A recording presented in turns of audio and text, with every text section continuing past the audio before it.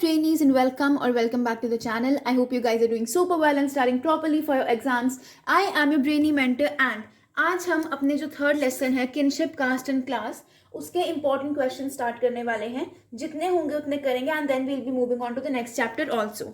And don't forget to write in the comments अगला video आपको कौन सा चाहिए, so that will be doing on simultaneously. So let's start with this chapter. Okay, so this is a 8 marks question which is discuss whether the Mahabharata could have been the work of a single author. Okay, do you think कि Mahabharata has been written by a single author or not? या फिर इस question को you can frame it like this also कि who composed the original story of Mahabharata and describe the various stages through which Mahabharata was completed between the 5th century BCE and 100 CE. So अब देखो, पहले तो हमें ये बताना कि do you think that it is written by a single author. तो obviously no, Mahabharata has not been written by a single author. क्या लिखा गया है? It is not possible for a single author to compose the entire Mahabharata. It seems to have been composed between 500 BCE to 100 CE. ठीक है.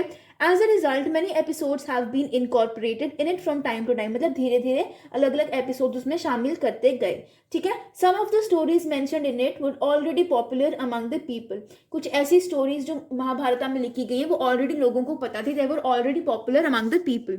ठीक है. As Mahabharata was written in a very long time, it seems as if no single author would have written it. Mahabharat बहुत लंबे time तक लिखी गई, तो सिंपली यू कैन से कि हाँ, हम ये नहीं मान सकते कि एक सिंगल ऑथर ने लिखी थी.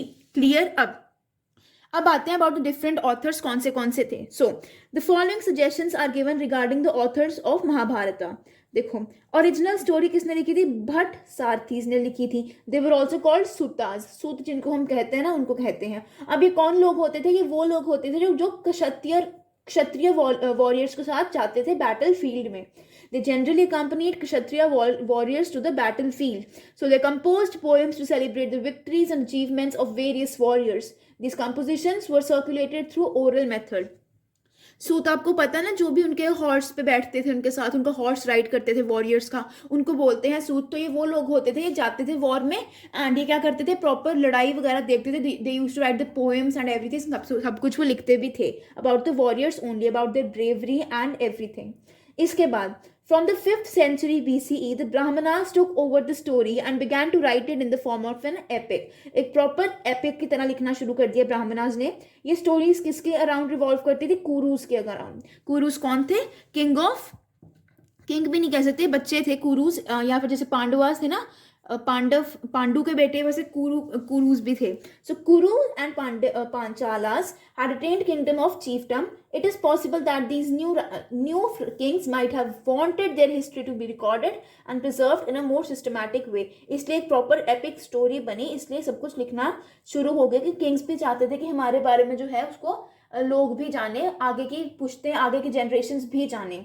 ठीक है. Another phase in the composition of the epic task of Mahabharata started between 200 BCE and 200 CE. देखो, पहले जो ओरिजिनल था वो किसने लिखा? भट्ट सारथीज ने. उसके बाद 5th सेंचुरी BCE में ब्राह्मण्स ने लिखना शुरू कर दिया. अब थर्ड फेज आया 200 BCE से लेके 200 CE तक. इस टाइम पे विष्णु जी की वर्शिप बहुत पॉपुलर हो रही थी. एंड देखो, मेन इस एपिक में कौन थे हमारे, मतलब मेन जो हीरो थे हम कह सकते that is Krishna ji only. And Krishna ji is also the you can say incarnation of Vishnu ji का ही रूप है. So that is why Mahabharat इस टाइम पे बहुत पॉपुलर होने लग पड़ी थी. Therefore, between 200 and 400 CE, many didactic sections resembling the Manusmriti were added in the main story.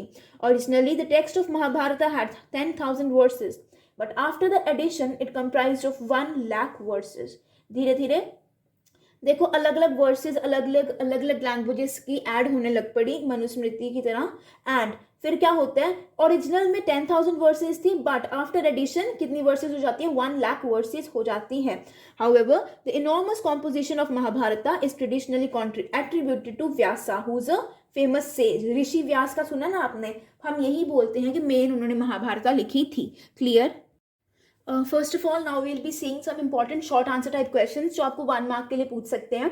First जो क्वेश्चन आएगा that can be about the critical edition of Mahabharat. तो क्रिटिकल एडिशन ऑफ महाभारत आपको पता है किसने किसकी लीडरशिप के अंडर हुआ था? वीएस सुख्तानकर। यहाँ पे स्पेलिंग्स गलत लिखे हैं, just go and check in your NCERT also. अब इसके बाद how many years did it take to complete the critical edition of the Mahabharat? So we know 47 years लगे थे। ठीक है, इसके बाद जो इंपॉर्टेंट क्वेश्चन अगला आपके पास आता है दैट इज अबाउट मनुस्मृति, कि when was Manusmriti compiled? So Manusmriti was compiled between 200 BCE and 200 CE। ठीक है, इंपॉर्टेंट क्वेश्चंस में यही आएगा। फिर एक ये आता है कि व्हाट इज पॉलीगाइनस? पॉलीगाइनस क्या होता है?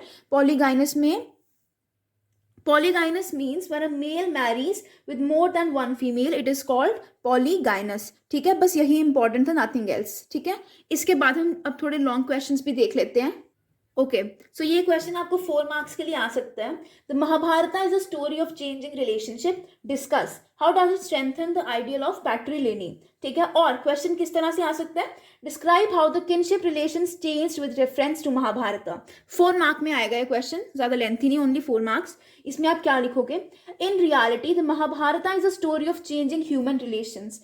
It depicts a struggle and clash for land and authority between two parties of cousins, namely the Kauravas and the Pandavas। आपको पता है मेन लड़ाई किसकी वजह से हुई थी? To get the kingdom, to get the land, everything। ठीक है, तो इससे हम क्या पता लगा सकते हैं कि ह्यूमन रिलेशंस कितनी जल्दी चेंज हुए थे। ठीक है, both the sides were related to the Kuru clan which ruled over the Kuru region। This conflict resulted in a full-fledged war and finally कौन जीता था? Pandavas won this war।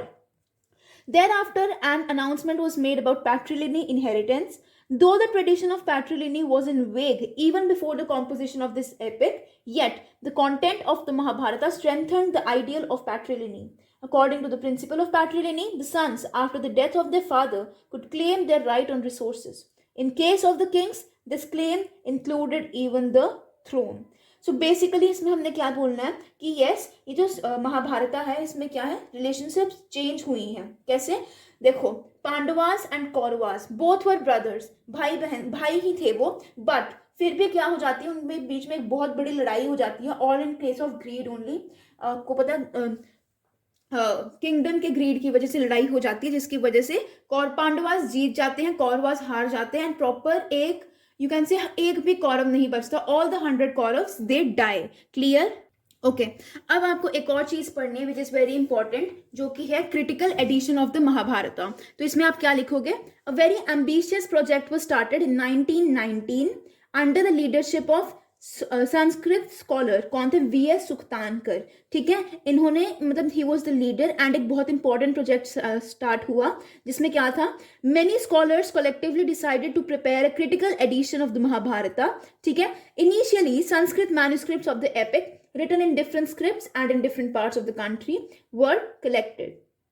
इतना डिटेल पढ़ने की जरूरत नहीं है। What you have to write in this? Start किसने किया? वीएस सुख्तानकर ने। कब स्टार्ट किया? 1919 में।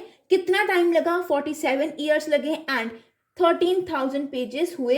कितनी वॉल्यूम्स हुए? Several volumes, we don't know कितनी वॉल्यूम्स हुई। इसमें आप और क्या ऐड कर सकते हो कि इसमें महाभारत में हमें क्या पता चला? अलग अलग जगहों पे मतलब most of the things were common, but जो भी चीजें ऐसी थी ना जो एक जगह से अलग थी दूसरी जगह में, उसको भी ऐड किया गया, जिसकी वजह से ये बहुत लेंथी बन गई। तो मतलब प्रॉपर ये पैन इंडिया बुक बन गई, जो कि 1919 में बनना शुरू हुई थी एंड 47 ईयर्स के बाद कंप्लीट हुई थी। ठीक है, this only you have to write, and इसी के साथ ही हमारा टॉपिक खत्म होता है। I hope you like this video. If you did, don't forget to like, share and subscribe to the channel. मैं कम्युनिटी टैब पे एक वोट डाल दूंगी, उसके अकॉर्डिंग आप बता देना कि आपको कौन से वीडियोस चाहिए। That was it for the video. Have a great day.